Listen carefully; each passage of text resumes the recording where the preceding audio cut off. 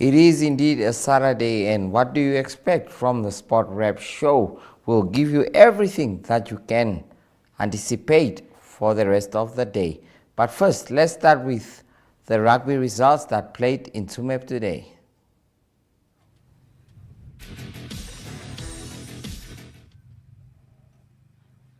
Hallo kykers en welkom by hierdie hoogtepunte pakket. Dit is Tsumeb Gimnasium wat vir Walvis Bay private skool aanpak hier in Tsumeb op hulle tuisgrond. Die aksie was voelbaar met motorfietsse wat gebrul het aan die begin en hier vat Tsumeb Gimnasium die veld en dan ook Tsumeb Gimnasium wat voorlands hulle stempel afdruk. Paar goeie skrimme en dit plaas hulle ook op die voorvoet. Dat lê dan die grondslag vir Tsumeb Gimnasium. Heelwat hanteerfoute, goeie duikslae en dan ook in die lynstande was die bal telemaal skeef ingegooi. Maar ons weet hierdie manne is van 'n vakansie af. So ja, hier is dit Tsumeb Gimnasium op die aanval. Weer eens Tsumeb Gimnasium. En dan word daar pale toegeskop. F Euforie die heel agter bring vir ons die eerste punte op die tellbord met 'n suksesvolle strafskop daar in die 18de minuut. Weer eens sien ons daai goeie skrim weer daar van Tsumeb Gimnasium. En hulle vier dan ook hulle sukses daar. Walvis Bay privaat op die aanval. Goeie duikslag daar. En dan word daai aanval in 'n teenaanval omskep. Weer eens hanteerfoute daar. Uiteindelik beide spanne gekos. 'n Afstorm daar. En daar trek Jamie Viljoen in die 34ste minuut. Kyk nou net daar en hy duik oor in die 34ste minuut van hierdie wedstryd vir die eerste 3, dis dan die binnesenter van Tsumeb Gimnasium en die skop word bygevoeg deur die heel agter F Euforie. 10 punte vir Tsumeb Gimnasium, geen punt op die tellbord vir Walvis Bay privaat. Weer hanteerfoute. Kom ons kyk wat lewer hierdie skrim op. Walvis Bay privaat op die aanval daar. Goeie verdediging en dan 'n hanteerfout wat nie in punte omskep kan word nie. 'n Poging daar wat weer verlore gaan. Goeie skrim weer deur Tsumeb Gimnasium. Hier is Tsumeb Gimnasium op die aanval. Weer eens goeie aanvalswerk deur Tsumeb Gimnasium, maar hantering kos 'n geleentheid. En dan is dit die heel agter F Euforie wat gedink het hy's oor daar, maar die 3 word dan nie toegeken nie en nou 'n strafskop wat gemis word. Ja, nee, hy's oor daai ene, dit was in die 54ste minuut, heel agter F Euforie wat die punte laat klim. 13 punte vir Tsumeb Gimnasium, nog geen punte op tellbord vir Walvis Bay privaat. En hier kom Tsumeb Gimnasium, kyk hier die pragtige beweging van diep vanuit hulle eie speelveld en dan 'n duikslag daar wat skrik vir niks en dan ook hier die aanval op stop sit. Goeie aanvalswerk weer eens, hanteerfout. En dit is maar hoe dit gegaan het vir groot gedeeltes van hierdie wedstryd. Tsumeb Gimnasium verbeter op die aanval hier. En dan laat in die tweede helfte in die 64ste minuut kom daar nog 'n 3 deur die loskakel John Devenish. Nee, John Devenish, ja, is die man wat 3 byvoeg en dan die heel agter F Euforie skop dan oor. Walvis Bay wat nie moet opgee nie, op soek na die punte, maar hanteer foute kos hulle baie en kom hulle duur te staan. Walvisbaai nog steeds op soek na hulle eerste punte in hierdie wedstryd. Met die telling 20 vir Tsumeb Gimnasium en nog geen punte vir Walvisbaai Privaat. Weer een van die aanvalle hier deur Walvisbaai. En dan word die bal uitgeskop en dit bring ons dan in die einde van hierdie wedstryd 20 punte vir Tsumeb Gimnasium, geen punte vir Walvisbaai Privaat Skool.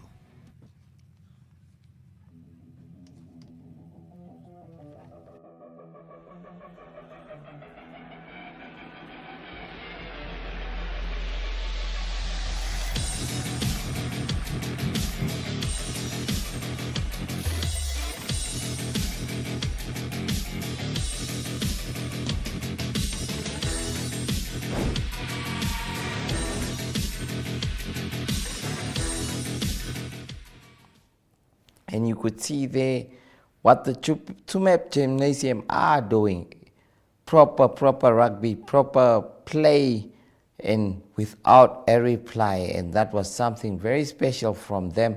And the NTV team was there to cover that one. Okay, from now, let's check what we have on Athletes World.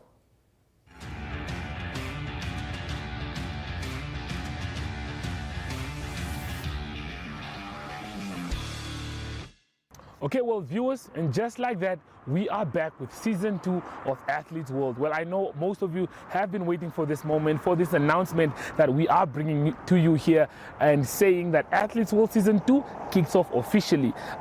For you guys that are probably wondering who's on our first episode, you guys will have to stay tuned to make sure that you do see who we do have on the show. But apart from the first episode, the features that we will be having on episode 2, 3, 4, 5, you guys are really going to have to stay tuned for that one. But for me, Brian Munango, all I'm saying is stay tuned because season 2 is going to bang. We are all seeking connection to each other, to the world, to the spaces we exist in.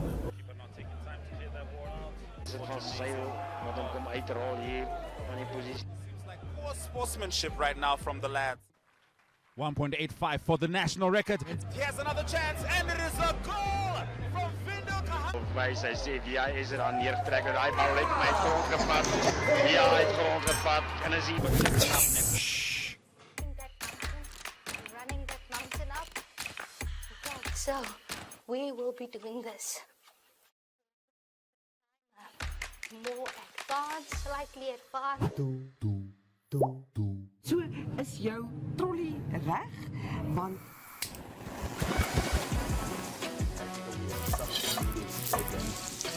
I love that. I love that. So then kickstart our countdown at number 5 with this one. Op Netwerk TV se Klets Kompas gesels ons nuus van 'n Maandag tot Donderdag. Ons kyk ook na die weer en meer. Stories wat jou raak en stories wat saak maak. They've made a mistake in denying me bail, and they've made several other mistakes in many other cases. The channels that teach us something new or reflect our expression. So it goes beyond switching to the right station. It's about choosing the experience that can adorn the present, dressing it with our tastes as we expand our preferences, because what we are actually connecting to is boundless, limitless human energy. And this is the spirit of NTV.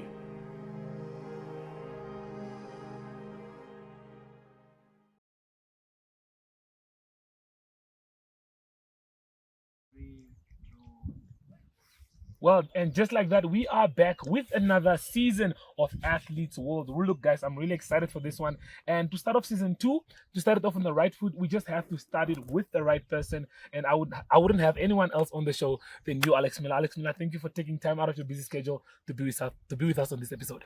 No, thank you for having me. I look forward to it.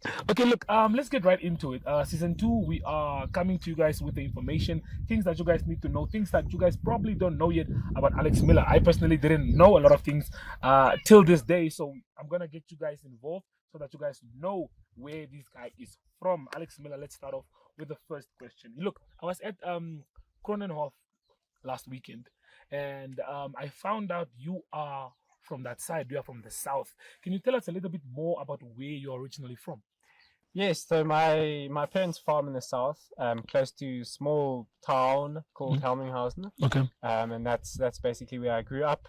My mom homeschooled us. I've got 3 other siblings, and yeah, that's where I grew up, and that's where I got into cycling. Yeah, it's deep down far in the south. Yeah. So The question is, okay, since you're from down south, little farm, what got you into cycling? Where did it all start? Where was the spark that made you see that, okay, nah, this is for you? growing up on a farm, you know, you have a lot of space around you. So we, as kids, we always had a BMX or a bicycle that we would go ride around on. Yeah. But what really sparked the love for the sport, I'd say, was there was a mountain bike stage race. Okay. At the Lodge Clownhouse Vista house, you know, the area. Yes. And I think it was 2015. I said to my dad, no, I'd like to do this mountain bike race. Okay. And the owner is a very, very avid mountain biker, and he's very good in his age category. And but anyway, in 2015 I did that race, and that's where it really started. That's where it all started. Okay, let's track back. 2015. How old were you then? I was 14 years at that event. Okay. Fast forward. You got into cycling. We started hearing about your name here and there. Slowly, we're coming up the ranks to where we ended up at the Olympics. Finished 31st position. Yes, if I'm not mistaken. Yeah. And then the year after that, still went on and did the Commonwealth, where you took a bronze medal, if I'm not mistaken. Yes. Yeah, stuff like that. Look, run me through it. How old were you then, and how was the experience? I mean, I'm sure you were very, very young, because that was like 2021. Yeah. So yeah. So 2021 Tokyo Olympics. Yeah, I was 20 years old at that event. Wow. So of course it's Olympics. You know, it's every athlete's dream to be there. Yeah. For me to be able to say I'm an Olympian, it feels quite cool. I'm not gonna lie. Really, it rolls off the tongue. Yeah, it rolls off. Yeah, exactly. So, that was definitely a highlight, and the event itself was obviously with COVID restrictions. It was a special one.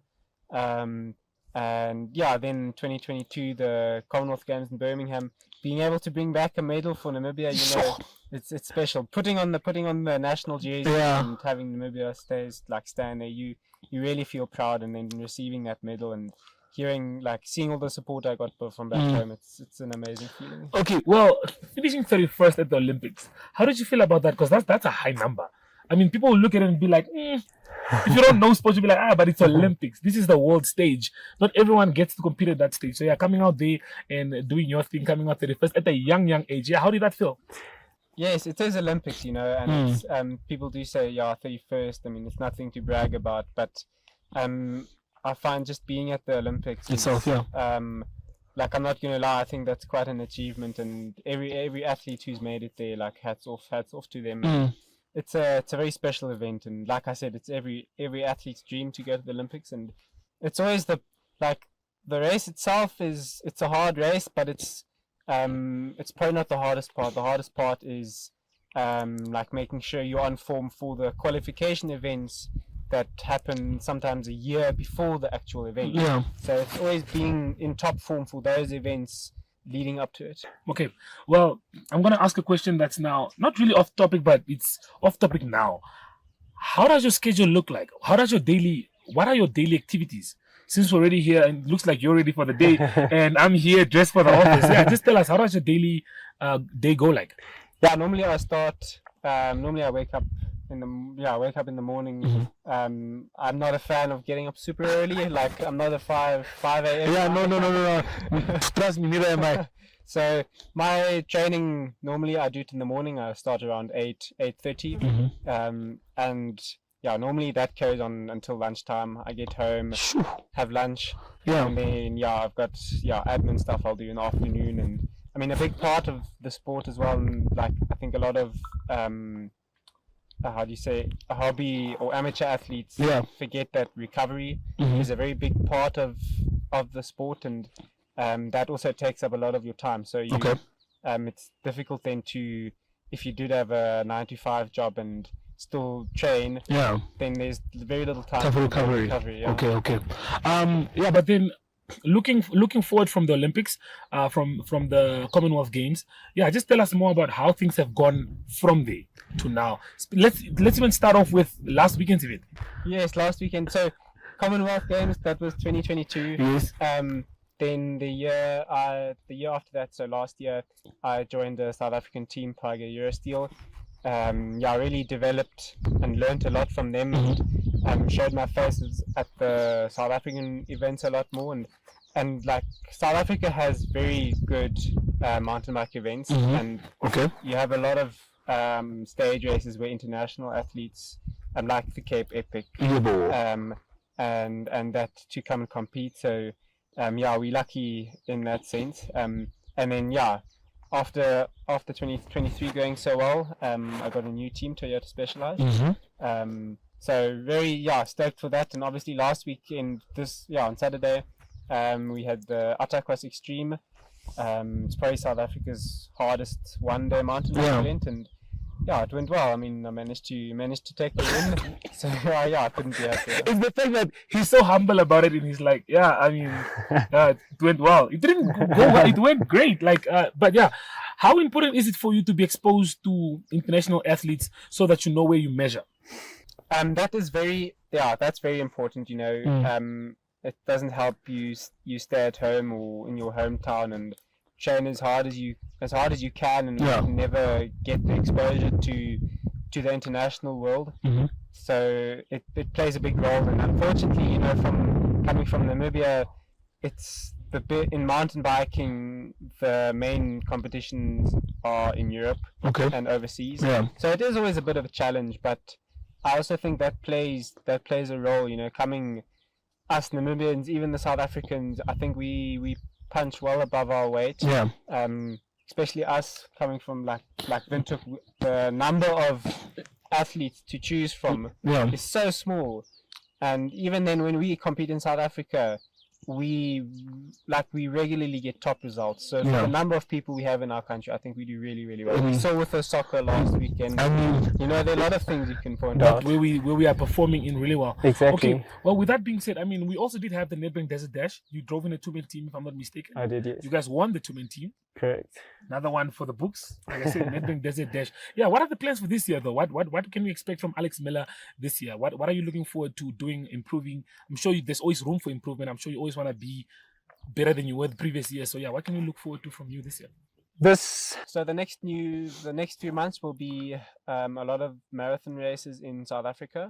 And then closer to Olympics, I'll be focusing more on the cross country, because obviously cross country being the Olympic format. A lot of folks will go into that. We'll go over to Europe for a month and just focus on the cross country. Because of like Paris being a big goal. So that'll probably be the highlight of the year, I'd say. And then after that, I will be focusing a little bit more on the longer distances, maybe some marathon, some travel. But I'll take it as it comes. Okay, but a question that I always wanted to ask you is, out of all these cycling events, what do you specialize in? What's your favorite event? Because I know there's a difference between guys who just do normal marathons and then there's mountain biking, all those events. I mean, you can do both, but I'm sure there is one where you are like more comfortable or better at, I think. I started more focusing on the cross country. Obviously with Tokyo and that. But now I feel, I do pride myself in being a good all-rounder. So jack of all trades? Yes, exactly. So I'm strong in the cross country, I'm strong in the gravel races, the road, and the mountain bike marathon races. So I really pride myself in that. And also coming from a slightly smaller country, and having like a South African team and sponsors, it's important. They want to see and compete in all these different disciplines. Which like I said, I pride myself in. And I it's also, I don't enjoy like riding just cross country or just road. I enjoy racing bikes. Okay. In simple terms. Yes, that's a perfect answer. Be it a marathon, be it a road race, be it a cross country. I just enjoy racing the bike. As long as you're on the bike, you're happy. Exactly. Okay, but tell us before we do let you leave. I mean, tell us more. Tell us a bit more about your new sponsor. Yeah, what's with that? Yeah, Specialized. Obviously, it's probably South Africa's one of South Africa's most successful teams. Okay. Nat Beers, my new teammate now, he's won the Cape Epic twice already. And he finished second behind you in the Edna Atakwas. Yes, okay. Yeah, I was super happy after that. But I look forward to really being able to learn a lot from him. He's an incredible athlete, and he's also focusing a lot on the gravel, which is growing very quickly in the USA.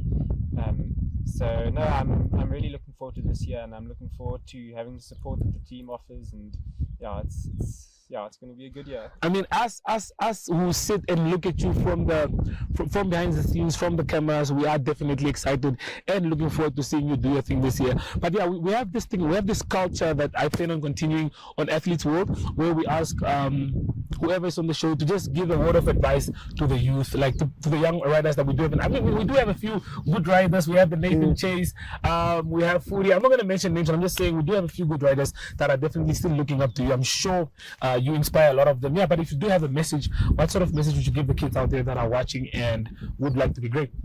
It's very simple, you know. For me, the biggest and most important thing is like have fun with whatever you do. Like if you need it, it doesn't matter if you racing bikes, if you playing soccer, you can apply it to everything you do. The biggest thing is like have fun in what you do, and focus on improving yourself. And it shouldn't be like a new team or a new sponsor that motivates you to do better. It should be personal development and personal results that motivate you. Well said. I'm sure you guys all heard what he just said about motivating and motivation. Yeah, but with that being said, this is our first episode of Athletes World. Hopefully you guys enjoyed it. Alex, like I said, thank you for your time. Thank you. Definitely loved it. We'll be back with the second episode soon. But with that being said, it's adios from us. Thank you.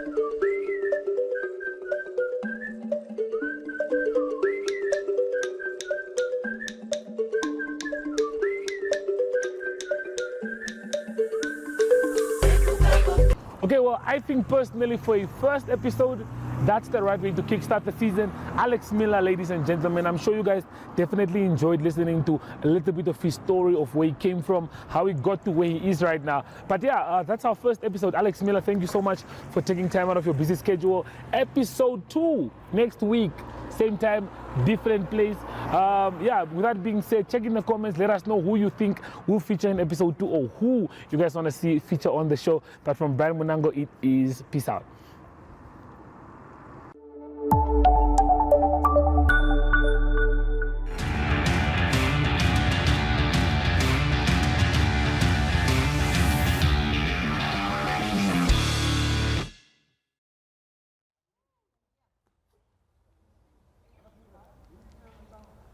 Yes, and good day viewers, Athletes World back again with another episode, and I am joined by the one and only Alina Armas. How are you doing today, Alina? I'm really fine. I'm very much happy to be with you guys also. Ready for today? Yeah, ready to show us a few moves on the track? Yeah, I'm really ready.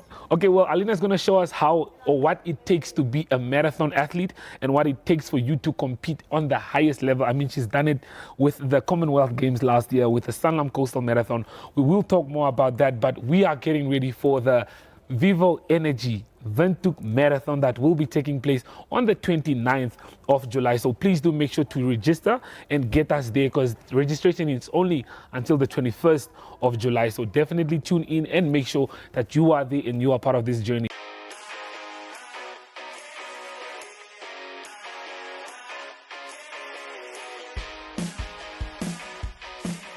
Your life could change at any second, but you'll never know until you take the chance.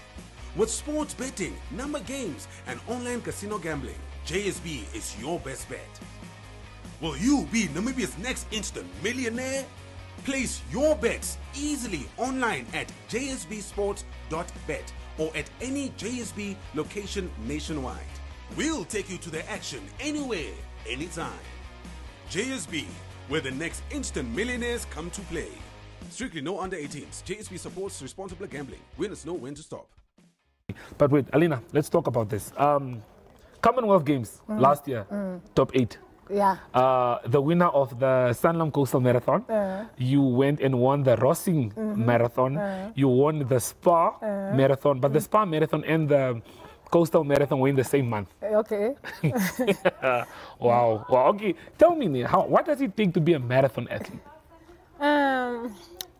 It was not easy. Nee. You always be prepared before you compete. Before you first get ready. You must always be focused for what you did. Yeah. It must be a marathon. You must always be focused and train hard.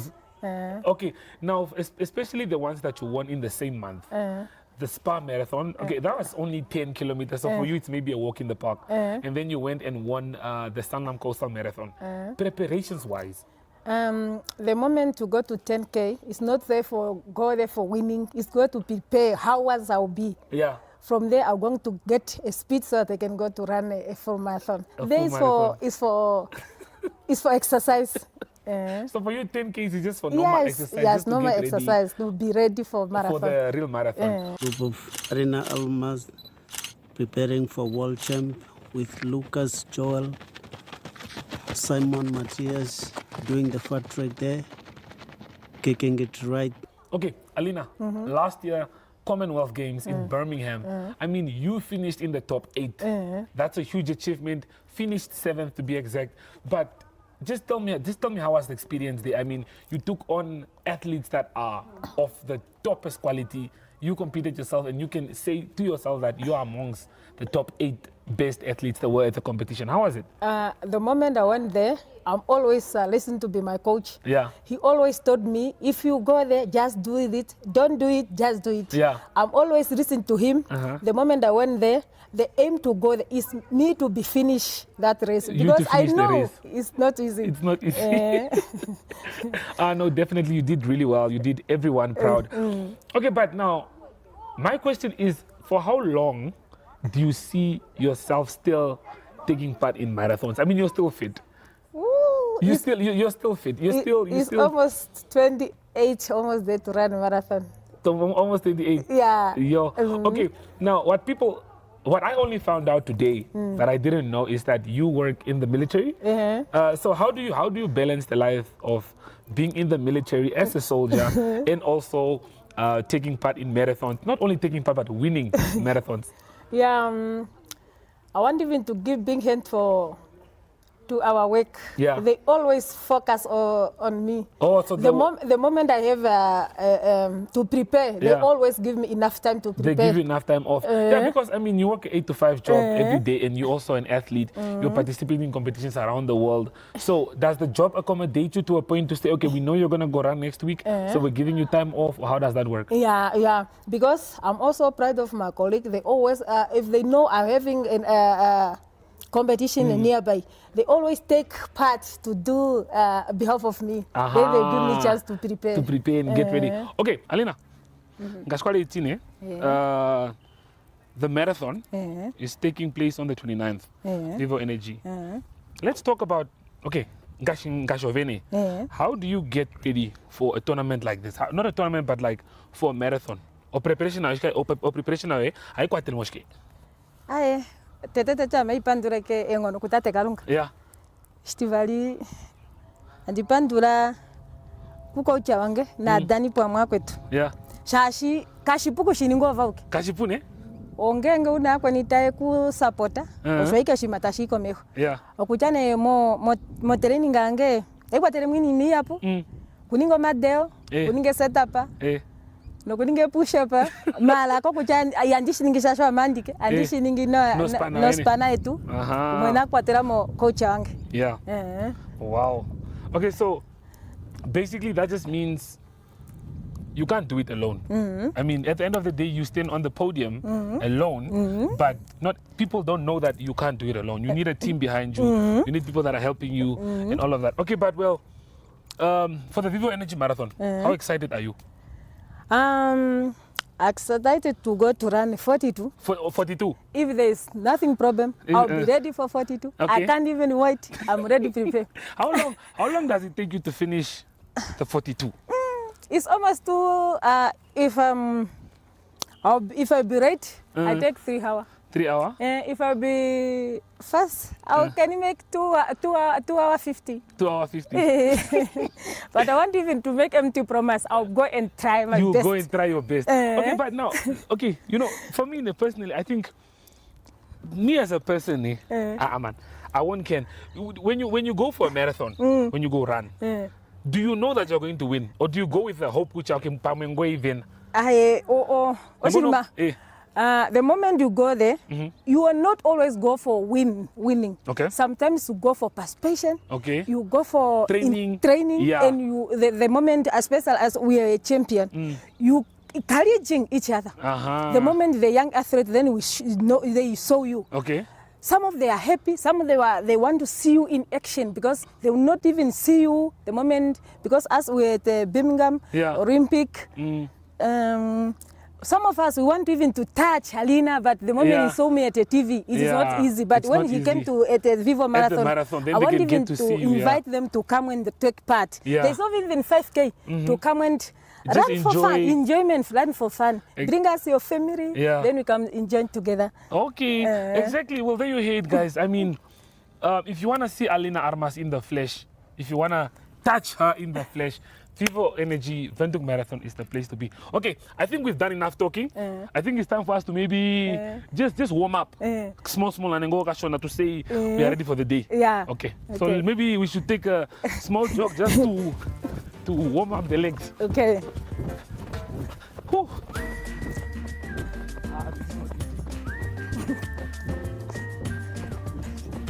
So this is, how many times a week do you exercise? Oh, almost a week. Every day? From Monday to Saturday. Definitely was not easy. Hey? Like, congratulations to Alina Armas and to the marathon athletes that makes this look like it's something simple. And yeah, for me, no. Definitely. You can see Alina is here dying because she sees that it's not for me. But on the 29th of July is really the big day. Alina Armas is going to be there. I think I'll take part in the 5. Oh, you? I think I'll take part in the 5. Okay. Just for fun and for control also. So 29th of July, Vivo Energy Windhoek Marathon is where we are going to be at. So definitely do make sure to tune in. And Athletes World, bringing you all the local legends, all the local sports, people who have done it in the game. For example, her herself. So yes, please do stay tuned. This is Athletes World.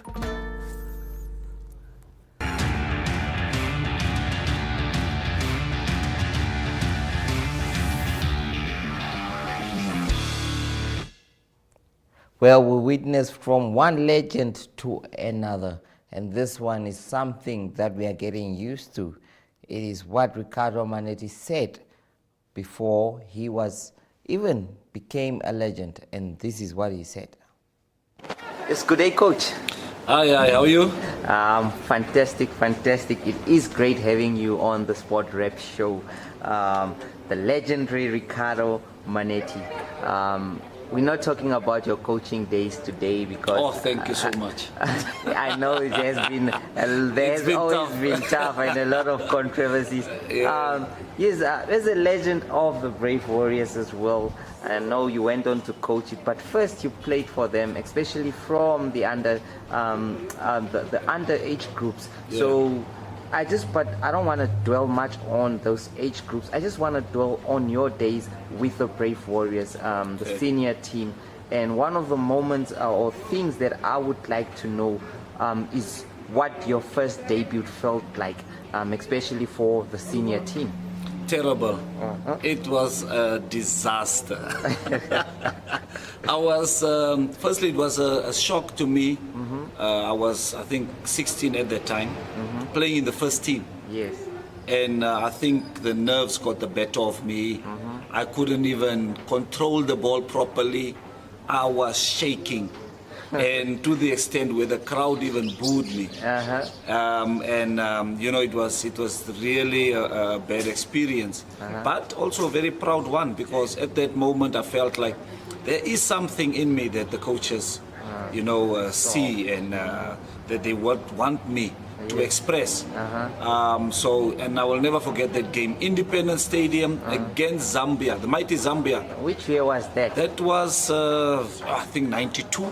1992, way back. And there were players, the players of the previous era, your Mike Peterson, Tolly van Wyk, I think Tolly was the captain,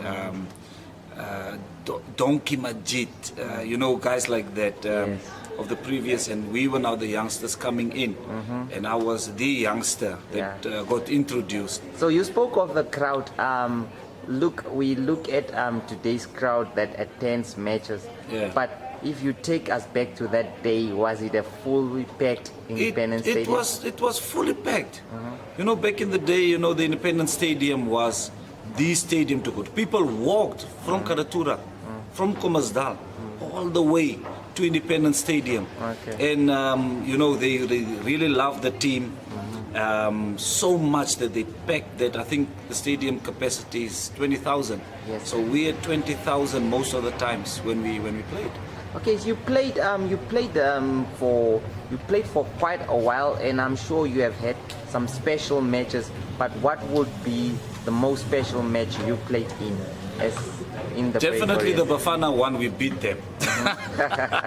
We actually beat them twice, and but the first one was quite special because it was, to me, it was more than just Bafana. It was more than a derby. To me, it was the South Africans, that colonized Namibia, and we were like a province at that time, and to actually got our independence in 1990 was something. The political independence. That was something special. But then, football-wise, that was like, for me, in football terms, that was my independence day. In terms of being Namibia, the brave warriors, on your own, not under the umbrella of South Africa, not under the, in the shadows of other countries. Okay, I want to take you through a quick one. 1998, that's the 8th of February. Brave Warriors debuted at AFCON Burkina Faso against Ivory Coast. Half time, Ivory Coast 3, Namibia 0.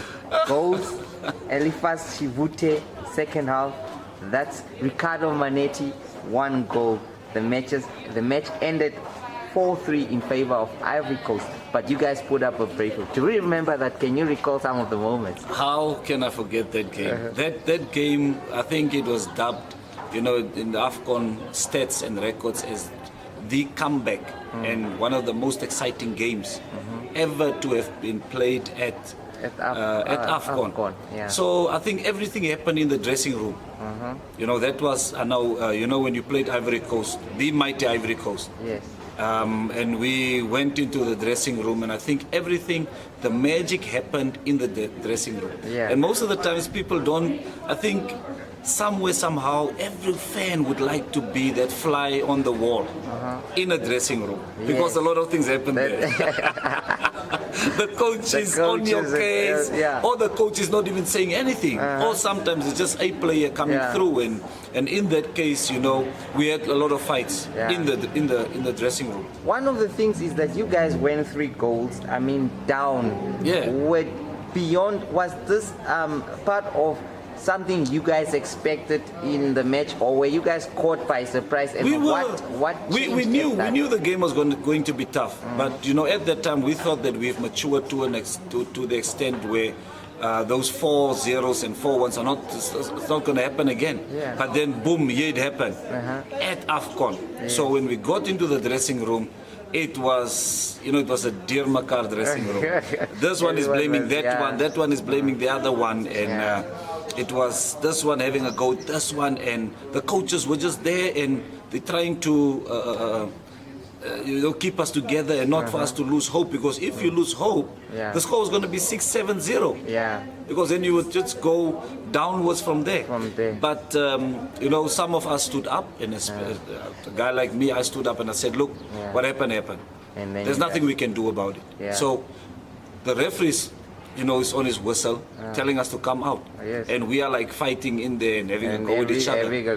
And it's not going to help our cause. There are Namibians out there watching. How are we going to come back? So let us go into that pitch and do the opposite of what we did in first half. Okay. And then the referee, and we need to go out. Yeah. Well, before we conclude, I brought that game because today is the 8th of February, and of course it is one of those days I would like to special remind you. day. Special day. Yes. Before we conclude, well, you just have probably 30 seconds just to tell us what would you have changed as a player, and what have you learned from being a football player? Wow, I've learned so many things from being a football player. The discipline, time management, respect, and how to bounce back from defeats. And I've taken that into my daily life, to say that if things are not going okay, you have to bounce back. Because after missing a penalty, after missing a chance, after losing a game, you have to bounce back. There's another game waiting for you. And that's the same with life. Life is like that. It's always an up and down situation, and you always have to pick yourself up. No one is going to pick yourself up. Remember that. Life is a DIY project. You have to pick yourself up. Thank you, Ricardo. Thank you. Ricardo Maneri, quite a man that understands how the world lives, how it works, and obviously he has gone full circle in terms of coaching. The coach that won the 2015 COSAFA Cup. He took the team to the 2019 Africa Cup of Nations. Obviously, he is still a very big giant. Speaking of football, Namibia, the Brave Gladiators, obviously are doing very well in terms of international football for their first time playing in Europe and doing so good. Let's hear from Woody Jacobs. Thanks, Isaac. Oh, a nice, beautiful day here in Liechtenstein. In the town called Rigel. Nice, we had a very good night's rest. To be honest with you, after a long flight from Johannesburg up to Dubai, and from Dubai to Zurich, and then we had a bus ride up to here. So beautiful scenery here. If you look around and you look at the mountains, such a beautiful place to be in. And we just completed our first training session here in Rigel for the match, in anticipation for the match tomorrow against Liechtenstein. For me, exactly what I wanted from the stiffness, to get the stiffness out, to get the bodies moving and activate them a bit, and just to get them ready for. So we'll have 2 sessions today. We'll have one later this afternoon, just in preparation for the match. And what I could see from the girls, they started off very slowly, but later on they got into their groove when we got out the fatigue that they suffered throughout the 21 hours that they were on the road. So yeah, for me it's good to know that there's a clean bill of health, and we have a complete team to choose from, at least 19 players to choose from. So yeah, tomorrow we don't know what to expect from Liechtenstein. They're not yet ranked in terms of FIFA rankings, but I expect it's a first world country. It's a country that is doing well for themselves. If you look around the facilities, beautiful facilities, and ones that you just envy and you say and admire, so that we can also have it back in Namibia. But we're looking forward to the game, and I think the girls are ready. The mood is beautiful. And tomorrow's match, like I said earlier in the press conference when we announced the team, we want to use this friendly to work on getting into COSAFA. COSAFA that we anticipate will be somewhere in September.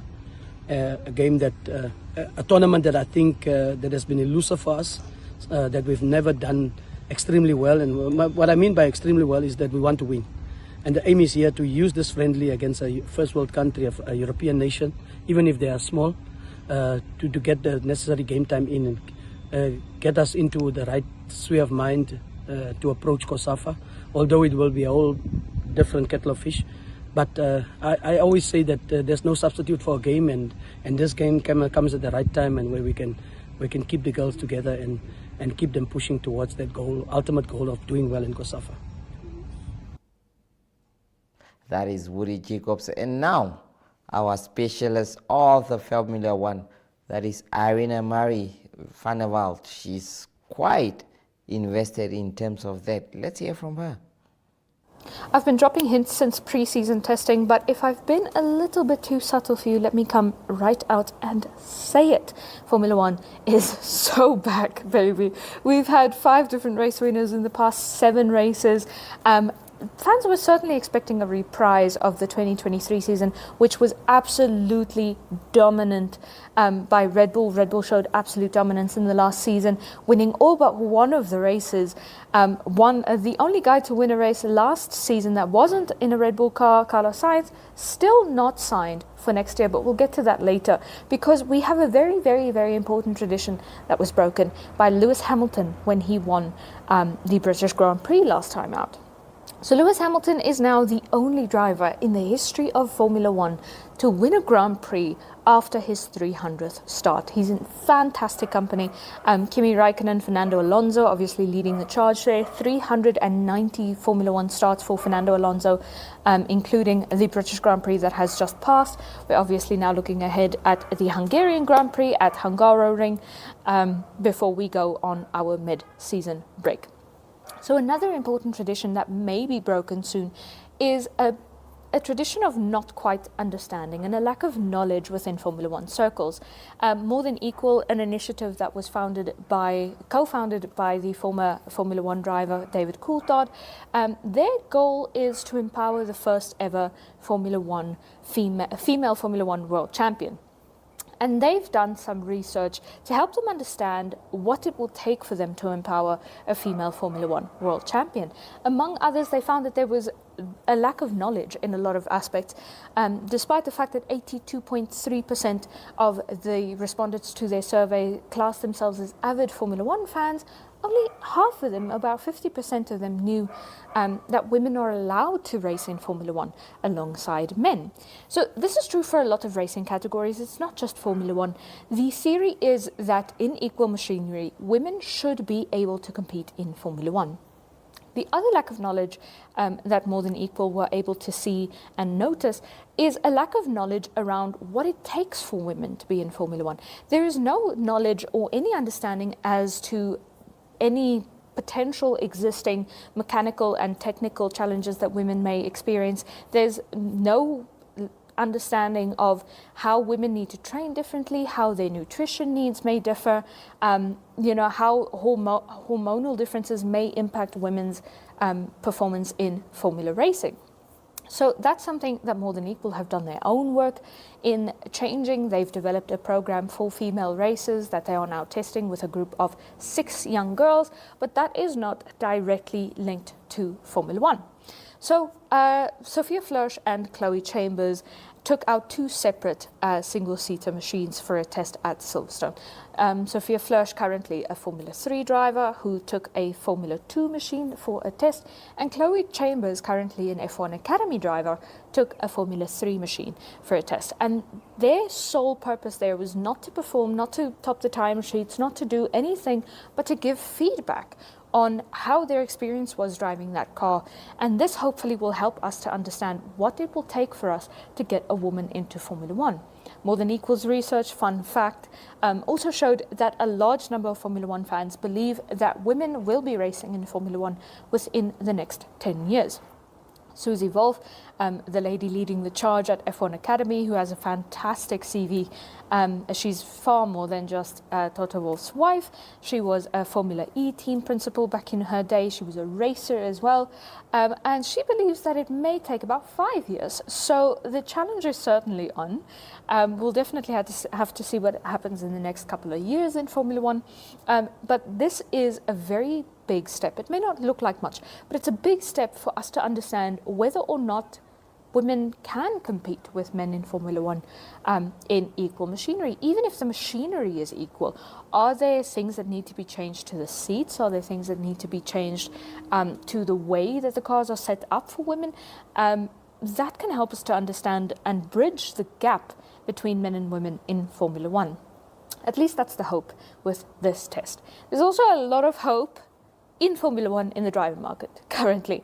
Carlos Sainz still unsigned, still the man holding the keys to the driver market, but it seems that the driver market is now starting to move on without him. Currently, despite the fact that Checo Perez has signed a multi-year deal with Red Bull, there are a lot of rumors, a plethora of rumors that he will not be at Red Bull come next year. There are rumors saying he's going to get booted right after the mid-season break. There are rumors saying that he's going to get booted toward the end of the season. There's rumors saying that he's going to be booted at the end of the season. There's a lot of rumors going around. A lot of rumors also as to clauses that Red Bull may activate regarding his performance. A lot of rumors as to what exactly those clauses are. The rumors are not all consistent, except for in one aspect, and that is that Checo Perez won't have a seat come next year. Yuki Tsunoda, a junior driver for Red Bull in their sister team, Visa Cash App Racing Bulls, has responded to some rumors that not him, but Liam Lawson will be getting the seat at Red Bull should Sergio Perez be left without a seat and should that seat be vacant. He said that it is quite weird. He said that he feels ready to perform alongside Max to be in a Red Bull seat. He said that it's quite odd for someone to get promoted out of Formula One into Formula One, into one of the top performing teams, but we'll have to see what happens there. Yuki currently signed to Visa Cash App Racing Bulls, but if there's one thing that we know about Formula One is that is an aspect that can quickly be changed. Another team that now need another driver is Alpine. And Carlos Sainz, the man with the key to the driver market, has been rumoured and has been linked to that remaining Alpine seat by Pierre Gasly, who was the first guy to be signed to an Alpine seat for next year. So Pierre Gasly, in a press conference, noted that Carlos Sainz is a more experienced driver and that he would be the better option for Alpine. This comes amidst basically an entire restructuring for Alpine. They've brought Flavio Briatore, who is quite a controversial figure in Formula One. They've brought him into the team. They are now restructuring from the bottom up. Another driver that may be in the league for that seat seems to be Mick Schumacher, the son of legendary Michael Schumacher. He is said to be testing an Alpine at Paul Ricard, and that may give Alpine the insight that they need into who they are going to sign. Will it be Carlos Sainz or will it be Mick Schumacher? Speaking of Mick Schumacher, his uncle Ralf Schumacher, who is also a Formula One driver alongside Mick's father, Michael, as I said earlier, he has come out dating a man. So this has caused an uproar in Formula One circles, but there has been chatter for quite some time that about two current Formula One drivers may not be heterosexual and may not be romantically interested in women. So the hope is that Ralf Schumacher coming out and having the comfort to say, you know, I am with a man and I am happy this way, will spur those two Formula One drivers into doing the same. But this is all chatter. There's a lot of chatter on this paddock. There's a lot of talk going on. There's a lot going on the Hungarian pit lane as well. They were underwater when they got there this week. So the hope is, we hope that weather will clear up. And if there is rain in the race, it will not be too much rain. It won't be 20 centimeters thick rain that Red Bull's Formula One mechanics can swim in. So those are hopes. There's a lot of hopes within the Formula One community, with hopes that women will be entering Formula One soon, with hopes that Lewis Hamilton can return to his previous form, with hopes that Lewis Hamilton has made the right decision in moving to Ferrari, as well as hopes that Carlos Sainz will finally make a decision public on where he's going to be next year. But we'll have to see what happens.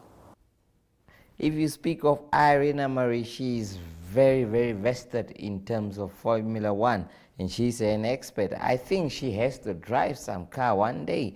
That is obviously about adrenaline. Okay, right now we'll go for a short break, and then we come back with a final wrap-up show in terms of what has happened today.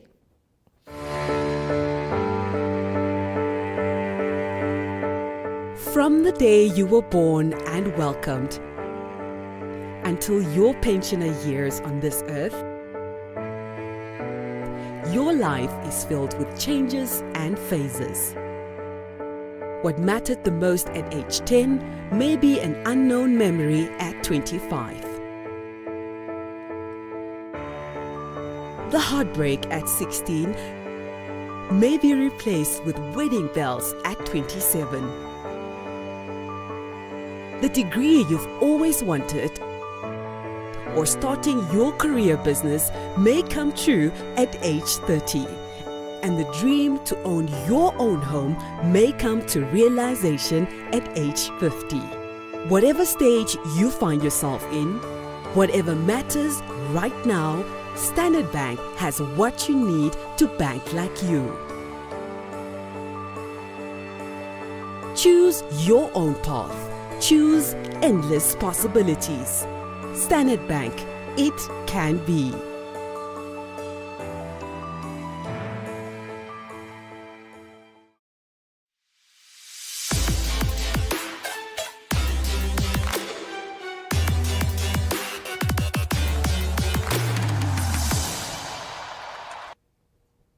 Now, as we wrap up the weekend, it has been indeed a beautiful weekend.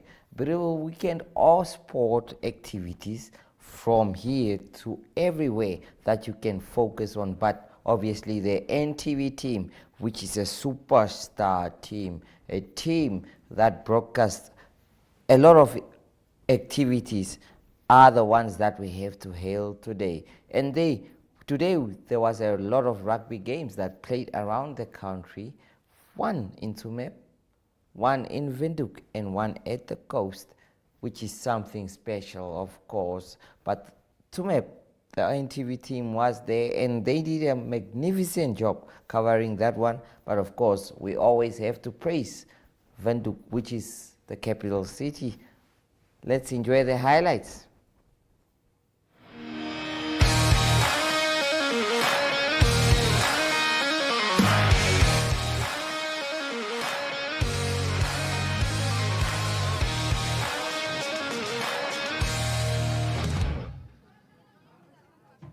So welcome to this highlights package of this NRU Premier League match that we saw today at UNAM Stadium. UNAM first team playing against FNB UNAM against FNB Reelwood.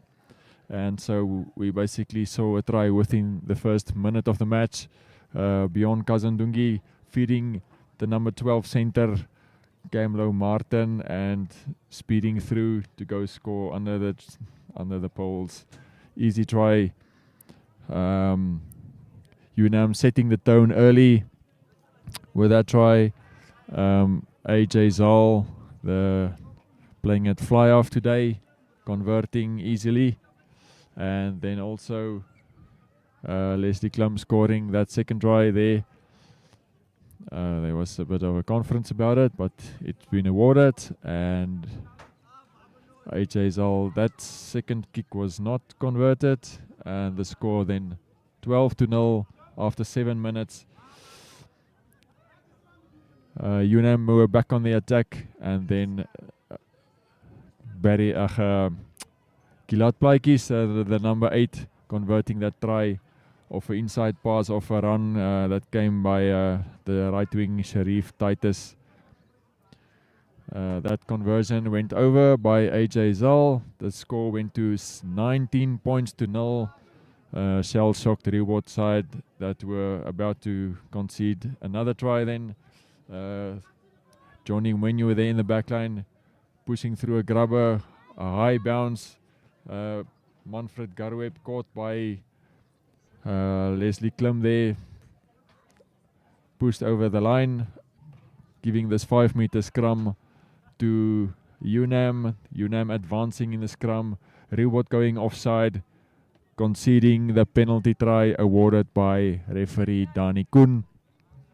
That was the 4th try for UNAM.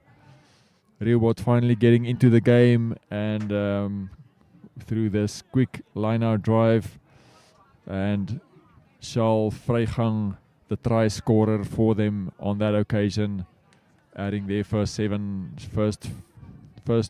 5-pointer, and also converted by their kicker Asher Kutsia. 20 points to 7 in the first half. about halfway through the first half. Then strong scrum by UNAM, enabling the scrum half Willem du Plessis to break away and smart offload there for a second try for the number 8 Gilad Plaatjes. Once again, Rehoboth scrummed off the ball. Barry Gunner getting away with it. Gilad Plaatjes and Abraham Ilongo, the two loose forwards, linking up with sending Willem du Plessis over for a well-deserved try. Excellent try there. That was basically 40 points to 7 at halftime. UNAM fully in control of the match, having already scored 6 tries at that stage.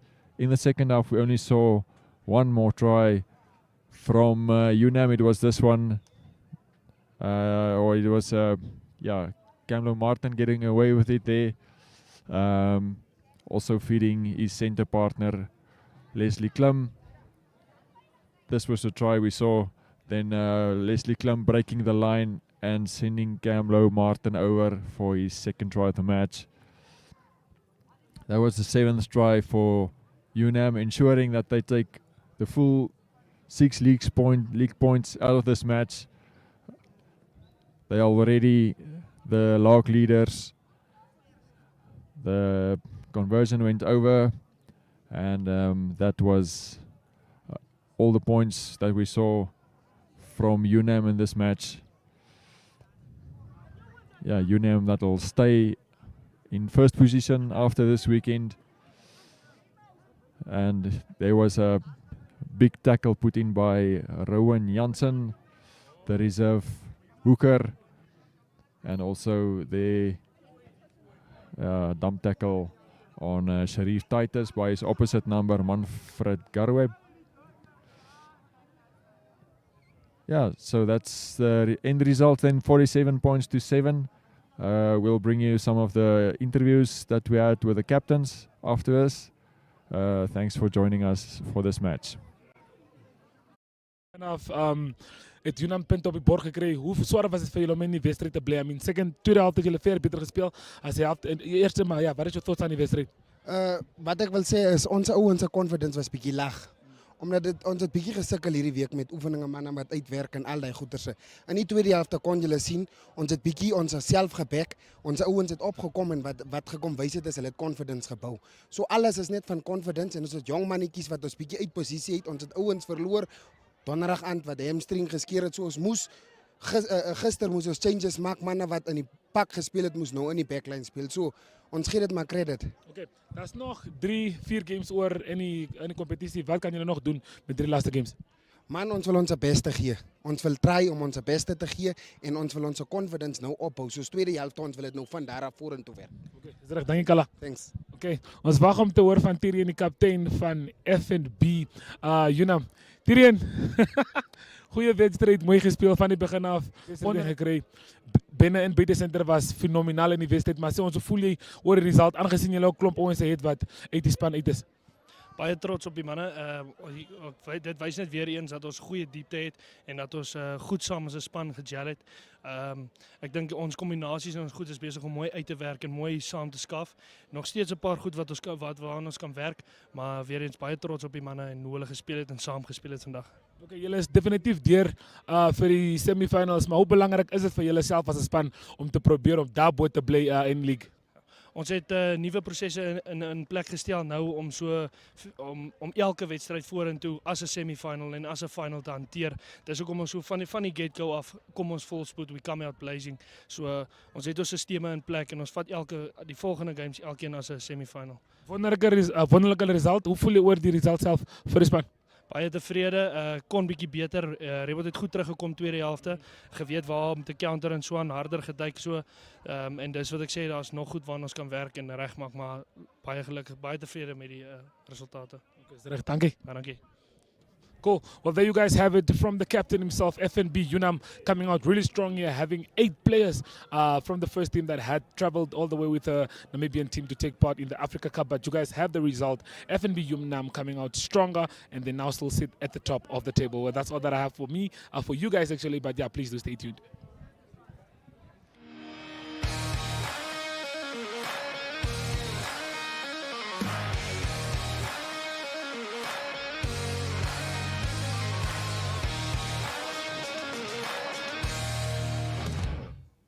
You know, one thing I like about Brian Munango is that he is always on the spot, and that is the same with the NTV crew.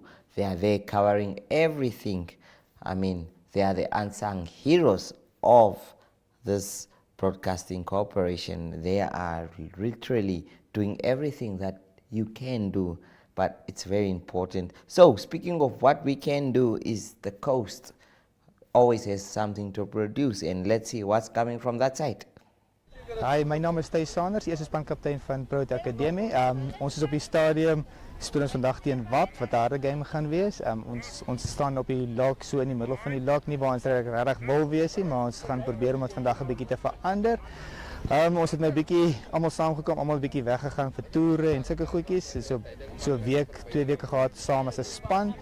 Voorbereiding het baie goed gegaan en dit gaan 'n harde fisiese game wees voor, en dan gaan dit 'n goeie netjie wees as ons agter toe kan vat. Dankie. Goeiemôre, my naam is Johan Simon, ek is hoofafrigter van Windhoek Afrikaanse Privaat Skool. Weer eens bevoorreg na 'n vakansie dat seuns by mekaar kan kom om vandag weer te kan speel. Ons eerste liga wedstryd na die vakansie, so is nou 'n maand en 'n half afgehad. Ek hoop die seuns is verroesie, maar ek betwyfel aan dit. Dink ons seuns sal reg wees. Probeer tot die algemeen is maar altyd vir ons 'n tyd toffie, vir al se mense op hulle tuisveld is ook om speel. Maar ja, ons sal maar sien wat vandag gebeur, en ons hou maar ons duime vas vir wat vir die seisoen aan vore daarna.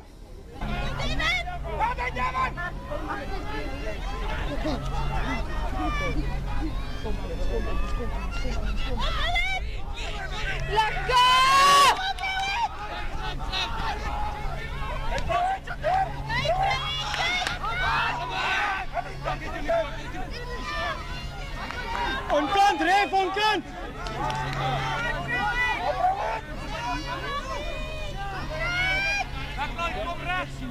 Dankie, Ref!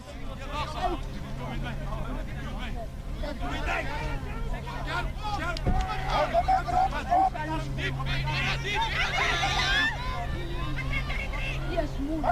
Wat daar?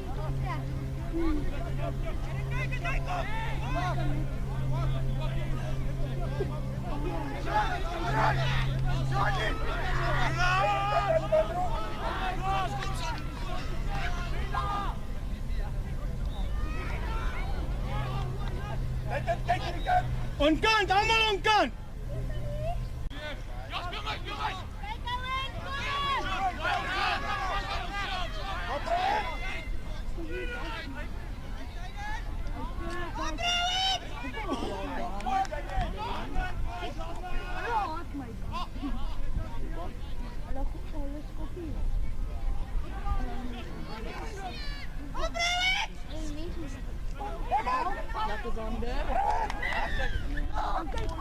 Lekker, Bob! Kom op nou! Kom op, vis!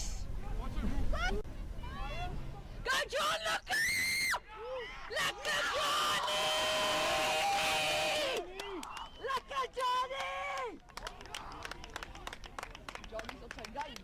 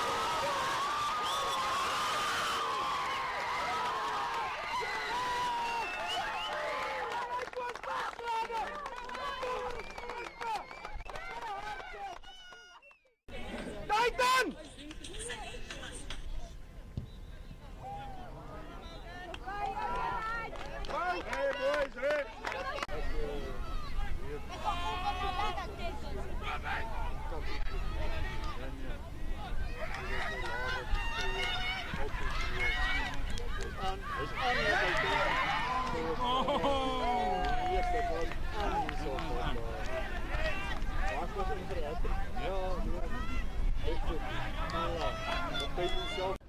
julle, my naam is Gianluca Salvadelli, ek is kaptein van WAP se eerste rugbyspan.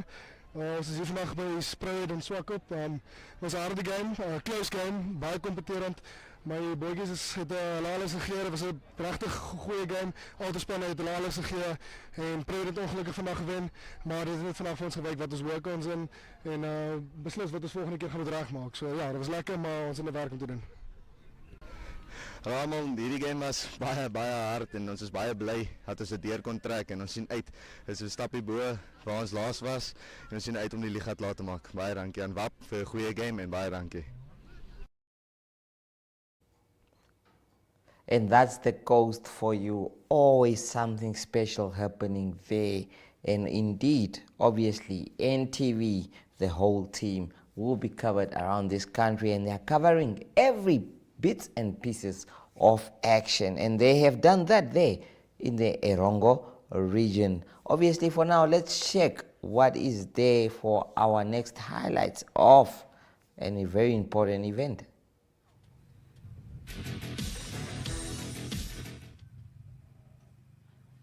Hallo kykers en welkom by hierdie hoogtepunte pakket. Dit is Tsumeb Gimnasium wat vir Walvis Bay private skool aanpak hier in Tsumeb op hulle tuisgrond. Die aksie was voelbaar met motorfietsse wat gebrul het aan die begin en hier vat Tsumeb Gimnasium die veld en dan ook Tsumeb Gimnasium wat voorlands hulle stempel afdruk. Paar goeie skrimme en dit plaas hulle ook op die voorvoet. Dat lê dan die grondslag vir Tsumeb Gimnasium.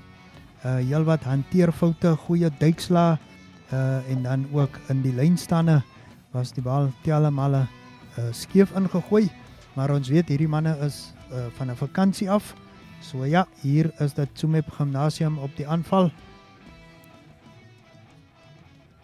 Weer eens Tsumeb Gimnasium en dan word daar pale toegeskop. F Euforie die heel agter bring vir ons die eerste punte op die tellbord met 'n suksesvolle strafskop daar in die 18de minuut. Weer eens sien ons daai goeie skrim weer daar van Tsumeb Gimnasium. En hulle vier dan ook hulle sukses daar. Walvis Bay privaat op die aanval. Goeie duikslag daar. En dan word daai aanval in 'n teenaanval omskep. Weer eens hanteerfoute daar. Uiteindelik beide spanne gekos. 'n Afstorm daar. En daar trek Jamie Viljoen in die 34ste minuut. Kyk nou net daar en hy duik oor in die 34ste minuut van hierdie wedstryd vir die eerste 3, dis dan die binnesenter van Tsumeb Gimnasium en die skop word bygevoeg deur die heel agter F Euforie. 10 punte vir Tsumeb Gimnasium, geen punt op die tellbord vir Walvis Bay privaat. Weer hanteerfoute. Kom ons kyk wat lewer hierdie skrim op. Walvis Bay privaat op die aanval daar. Goeie verdediging en dan 'n hanteerfout wat nie in punte omskep kan word nie. 'n Poging daar wat weer verlore gaan. Goeie skrim weer deur Tsumeb Gimnasium. Hier is Tsumeb Gimnasium op die aanval. Weer eens goeie aanvalswerk deur Tsumeb Gimnasium, maar hantering kos 'n geleentheid. En dan is dit die heel agter F Euforie wat gedink het hy's oor daar, maar die 3 word dan nie toegeken nie en nou 'n strafskop wat gemis word. Ja, nee, hy's oor daai ene, dit was in die 54ste minuut, heel agter F Euforie wat die punte laat klim. 13 punte vir Tsumeb Gimnasium, nog geen punte op tellbord vir Walvis Bay privaat. En hier kom Tsumeb Gimnasium, kyk hier die pragtige beweging van diep vanuit hulle eie speelveld en dan 'n duikslag daar wat skrik vir niks en dan ook hierdie aanval op stop sit. Goeie aanvalswerk weer eens, hanteer fout. En dit is maar hoe dit gegaan het vir groot gedeeltes van hierdie wedstryd. Tsumeb Gimnasium verbeter op die aanval hier. En dan laat in die tweede helfte in die 64ste minuut kom daar nog 'n 3 deur die loskakel John Devenish. Nee, John Devenish, ja, is die man wat 3 byvoeg en dan die heel agter FJ Fourie skop dan oor. Walvis Bay wat nie moet opgee nie, op soek na die punte, maar hanteer foute kos hulle baie en kom hulle duur te staan. Walvis Bay nog steeds op soek na hulle eerste punte in hierdie wedstryd. Met die telling 20 vir Tsumeb Gimnasium en nog geen punte vir Walvis Bay Privaat. Weer een van die aanvalle hier deur Walvis Bay. En dan word die bal uitgeskop en dit bring ons dan in die einde van hierdie wedstryd. 20 punte vir Tsumeb Gimnasium, geen punte vir Walvis Bay Privaat Skool.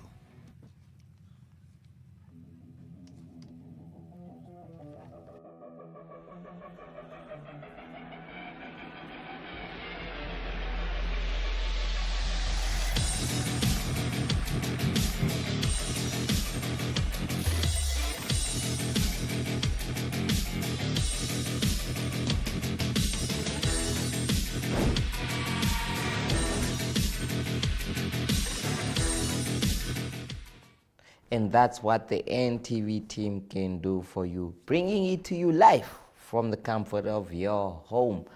Obviously, Jesse Jackson Kauraitha has to say goodbye. Before I say goodbye, there is a Kuru and Dolphins match. Enjoy those highlights as well. Goodbye. Ek staan hier met Ryten Polse, hy sê onderkaptein van Kudu Rugby Club. Ryten, hoe was julle voorbereiding?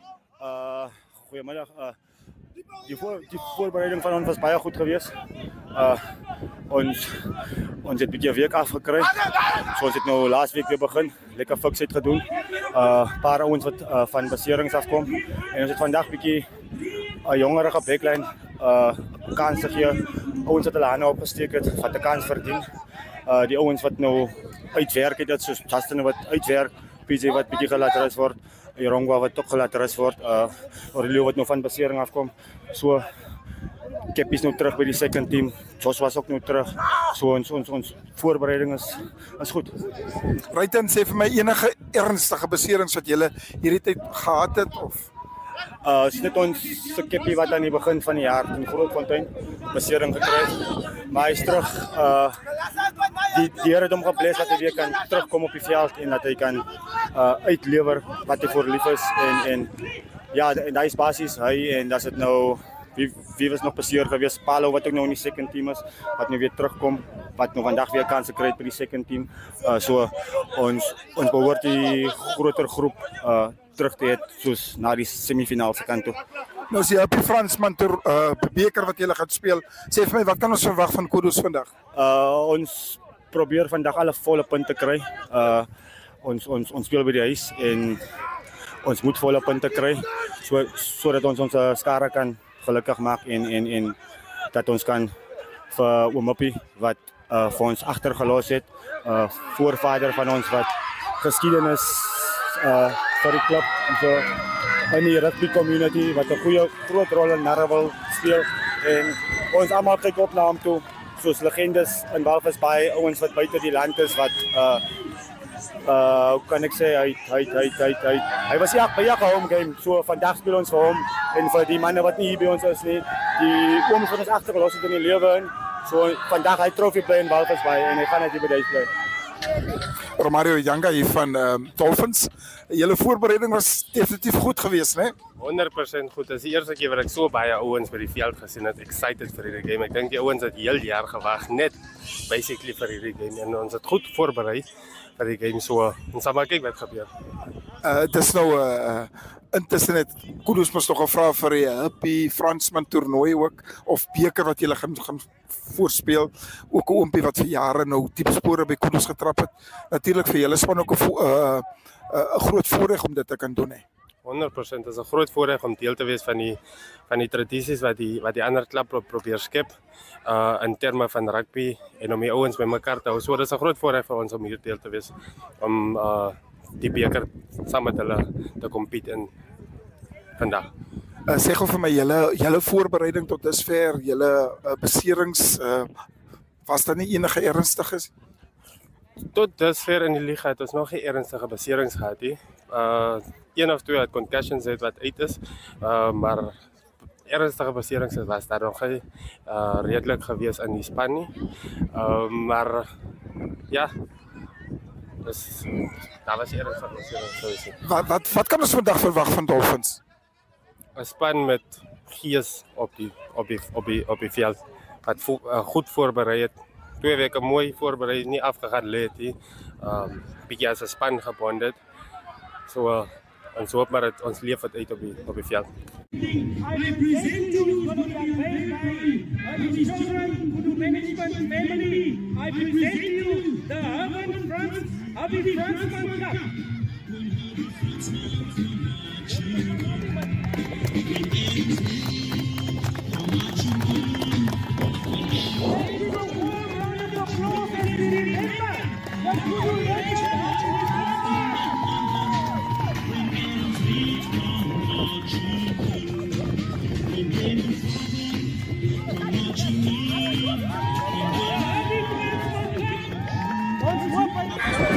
Dit was 'n wedstryd tussen Kudus en Dolphins en daar sien ons haar gaan 'n seep soos hy bekend staan hier by Kudus gaan oor en hy gedruk vir die eerste 3 gevolg deur Rami wat omtrent lekker agter die palle gekuier het vir die hele verloop van hierdie wedstryd.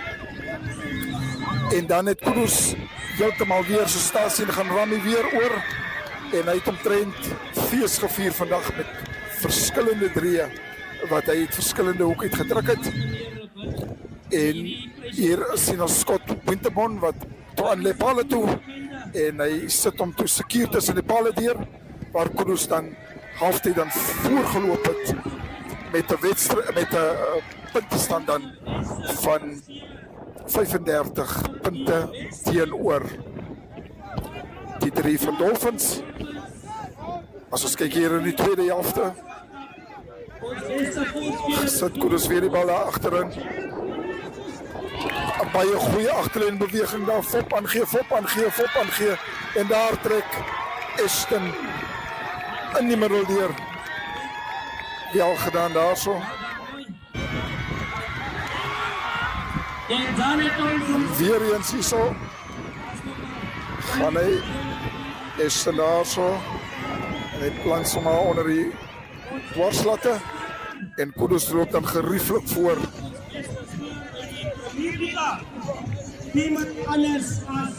Hier staan Scott Winterbon en hy gaan aan die palle toe en hy sit hom seker tussen die 2 dwarslatte. En dit helftuitdeling is dan 35 punte dan en heeltemal hier teen die verloop van die spel om Dolphins daar met 'n loopie deur en hulle kry die geleentheid om te kuier agter Kudus se doellyn en hulle bring punte vol op die bord. Ons kan net almal sien hoe opgemaak is hulle hierdie punte en Ruitenpool se volg dan